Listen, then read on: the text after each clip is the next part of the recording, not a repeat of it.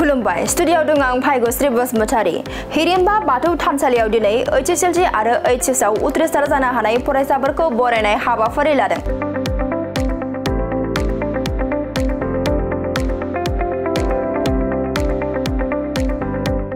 नंगौ सेनाकुना बिया बाथौ गुथुमनि हिरिम्बा बाथौ थानसालियाव HSLC आरो HS आनजादाव उथ्रिसार जानो हानाय गासै 180 फरायसाफोरखौ बरायनाय हाबाफारि लादों आरो गोबां मेहेरगोनां बिबुंथि लाखिनानै फरायसाफोरखौ गोजौ सोलोंथाइ लानायाव थुलुंगाखां होयो उदालगुरि जिल्ला बाथौ गुथुमनि बोसोनगिरि गौतम सैगियारि बिथाङा।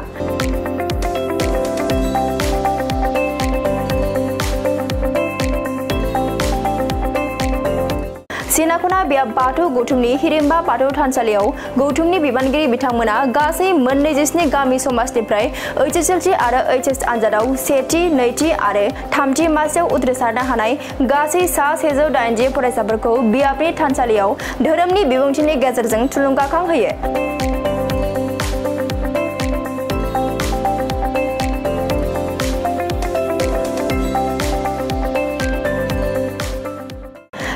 बर' हारियाव गोबां फरायसाफोरा धोरोमजों सोमोन्दो गैयैनि जाहोनाव गोबां समाव गोबां गाज्रि खामानियाव मुखुब जानायखौ नुनो मोनो। गोबां उन्दै फरायसाफोरा उन्दै बैसोआव जुलि जानाय, उन्दै बैसोआवनो जौ जुवायाव गब'ना थानाय, ड्राग्स बाहायनाय, समाजारि बेरेखा हाबा मावनाय बेफोरबायदि गाज्रि हुदा हाबानि सायाव दिनै बाथौ धोरोमनि गोथौ सानस्रिजों हिरिम्बा बाथौ थानसालियाव फरायसा बिथांमोनखौ लानानै गुवारै सावरायनाय जायो। आंनि मुङा मिस्टर हिमांशु बसुमतारी। आङो निखिरा गामिनिफ्राय दिनै बे हिरिम्बा बाथौ थानसालियाव बरायजानो फैदों HS एग्जामाव पास जानायनि थाखाय। आङो नैबे दाख्लैसो जालांनाय HS आनजादावहा 88.6% लानानै आर्ट्स स्ट्रिमावहा उथ्रिसारनो हादों। आं दायो खैराबारि जौमा कलेजावहा एडमिसन लाबाय डिग्री पलिटिकेल डिपार्टमेन्ट। आं सासे सिभिल सार्भेन्ट जानो सिमां सुजुदों। आं लेबार खालामगासिनो दङ दानिफ्रायनो। सिं नार्जारी आङो स्वानिपारा गामि आङो नवोदयाव फरायदों। बरायजानानै माबायदि गोसोखौ मोजां मोनो? दायो जेनेबा निटखौ पास खालामनानै बहा कचिंफोरखौ लादों? आङो दक्षिणानिफ्राय कचिं लादोंमोन पुनेयाव। बेसेबां सम? 2 years। बेसेबां लायो? All India 1,03,000। काउन्सिलिं जासिगोन फार्स्ट विकआव इयुनसिमा मा? डक्टर जानो मोनसे गोजोन बेनि अनगायै माबाफोर सिभिल एडमिनिस्ट्रेटिभ IAS दा जेबो सानथ'वाखै। माने चयसा माने बिदिनो जोंनि ओनसोलाव रावबो गैया नालाय फादारनिबो चयस।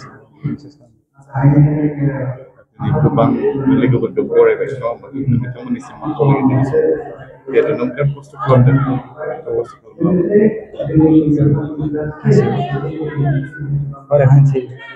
फरायनायानो मोजां मार्क्स लाबोनो गोसोना मोनसे बुस्थुखौ फरायबानो मोनो।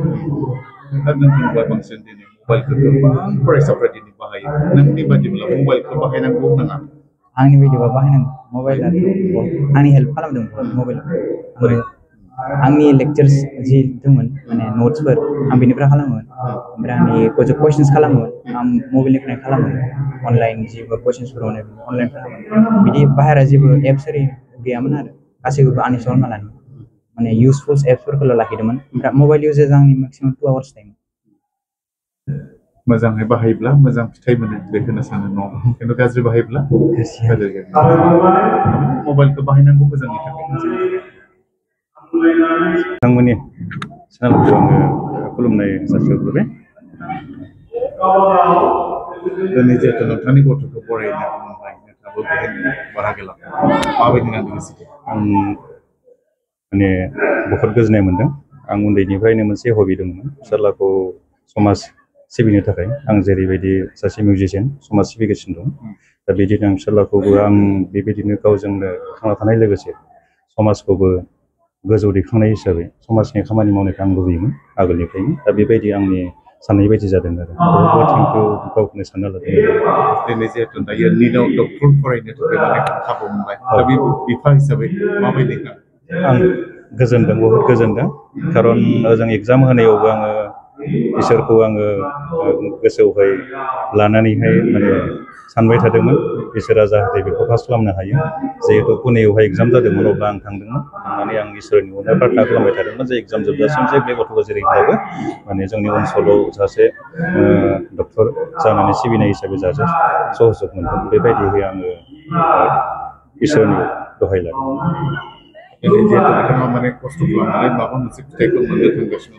बे बेलायाव दिनै नोंथांनि नोजोराव बिथांखौ माबायदि हेल्प होदों होननानै सानोब्ला सोरबा सासे थागोन दा बेखौ नैबे समाव सोरबा साबायखर दा आं बेनि बेलायावहाय होनो सानो आं जिहेतु बिनि जि फिउचारनि प्लेनावहाय गाव दावखोनायनि लामायाव जि जा माने हेंथायानो जायाथों गासैखौबो आं हेंथाखौ सौसिनानै आं बेनो सापर्ट होगोन आं गाव खस्थ' खालामनानैबाबो नाजागोन जिहेतु फाइनान्सियेल आंहा प्रब्लेम जायो जिहेतु आङो music and fine arts college समावनो दा बर्थमान रेगुलार जायाखै प्रसेसआव दङ दा बेखायनो आं जुदि जायोब्ला देग्लाय जानायनि सम्भावना दं जुदि जायोब्ला मोजां जागोन आरो जायाब्ला थेवब्लाबो आङो नाजागोन जिहेतु जोंनि हारिनिनो जिहेतु गिदिर गोलाव दं बिथांमोननिफ्राय एसे सहयोग लागोन आरो लोगोसे दा जिहेतु जोङो माने बेबायदिनो हारिनि थाखाय जों दासिमबो दावखोगासिनो दं समाजनि खामानि मावगासिनो दं बेबायदि नाजालांगोन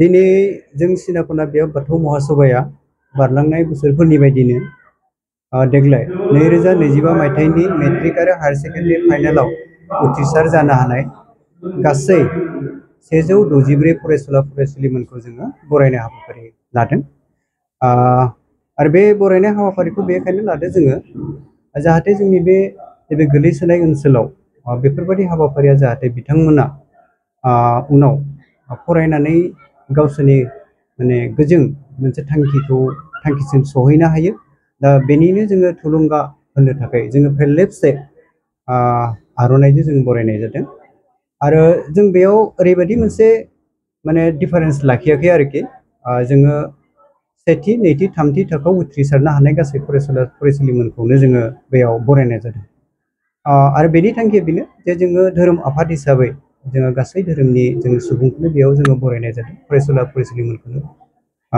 बरायनाय जादों दिनै जों बे हाबाफारियाव जा गाहाय आलासि दैथुन सरगयारि सारा दङमोन बिथाङा धोरोमजों लोगोसे फरायनाय आरो आध्यात्मिक गियाननि सायाव बिथाङा बिबुंथि लाखिदों लोगोसे जोङो बालांनाय बोसोरफोरनि बायदि 2024 मायथाइनिफ्राय देग्लाय 2025 मायथाइयाव जोङो गोबां फरायसुला फरायसुलिमोनखौ जों पास खालामनाय जोङो पार्सेन्टेज मोननो हादों आरो बेनिनो जोङो गोग्गाथावना बाथ्राया बेनो जोङो मेट्रिकआव 96% लानानै पास खालामनाय जोङो फरायसा मोननो हादों बे जोंनि सिनाखना बे ओनसोलनि थाखाय मोनसे गोग्गाथावना मोनसे रादाब जोंनि थाखाय दा जोङो बेबायदिनो बेफोरबायदि फरायसुला फरायसुलिमोनखौ थुलुंगाथावना हाबाफारिखौ जोङो लालांबाय थागोन आरो इयुनावबो जोङो बेफोरबायदि हाबाफारिखौ मावफुंगोन होननानै जोङो नोंथांमोननि सेराव दिनै जोङो आसा होनाय जाबाय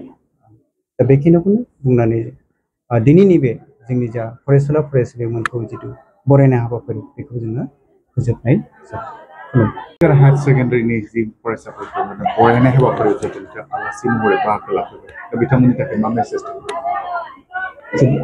दिनै जा सिनाखना बियाब बाथौ महासभाया जोंनि सिनाखना बियाबनि बेन्दोङाव थानाय सुबाफोरनिफ्राय गामिफोरनिफ्राय थांनाय बे 2025 मायथाइनिनो मेट्रिक आनजाद आरो लोगोसे हायार सेकेन्डारि आनजादाव उथ्रिसारनाय फरायसा फरायसुलिमोनखौ लानानै दिनै बरायनाय हाबाफारि लादोंमोन आरो बिथांमोना बे हाबाफारिखौ बोसोरफ्रोमबो खालामो दिनैयाव एसेबां मोजां सानाव आंखौ बिथांमोना गाहाय आलासि महरै लिंहरनानै लाना फैबाय आं गावखौनो जोबोद गोजोननाय मोन्दों जा बे उथ्रिफुनाय फरायसा फरायसुलिमोनखौ जों समाजनि माखासे बिथिङाव जेरै समाजखान्थि रांखान्थि राजखान्थि धोरोमखान्थि बेबायदि बिथिंफोराव जाहाथे मोजां रोखोमनि दावगालांनो हायो बेनि थाखाय बिथांमोनखौ जों बोसोन होनाय जादों लोगोसे बिथांमोनखौ जोंनिखौनो खावलायदों नों लेखा फराखौल' गोरों जाब्लाल' जानाय नङा लेखा फरा गोरों जानायजों लोगोसे समाजनि मोजां खामानि मावनांगौब्ला बेवहाय धोरोमनिबो गोनांथि दङ बे खोथाखौ लाना फैनानै आं मोनसे रेफारेन्स लाबोदों जा पन्डित बिवेकानन्दआ भारतारि स्टुडेन्टफोरखौ थांखिनानै मोनसे खोथा बुंदोंमोन जे जोंनि फरायसाफोरनि फारसे आखायाव धोरोम बिजाब आरो फारसे आखायाव जोलुर थानांगौ होननानै बुंदोंमोन दा बे खोथाखौ लानानैनो आं दिनैनि बे उथ्रिसार जानाय फरायसाफोरखौ आं खावलायदों जाहाथे बिथांमोना जोंनि साफा साफा नागरिक मोजां नागरिक जानो हायो बेनि थाखाय आं खावलायनाय जादों जों मिजिंथियो बिथांमोना एनकारेज निश्चय मोनदों उनाव गोजौ थाखोआव सोलोंथाइ लानो थाखाय बिथांमोना गोहो मोनगोन आंनि बे फोथायनाय दङ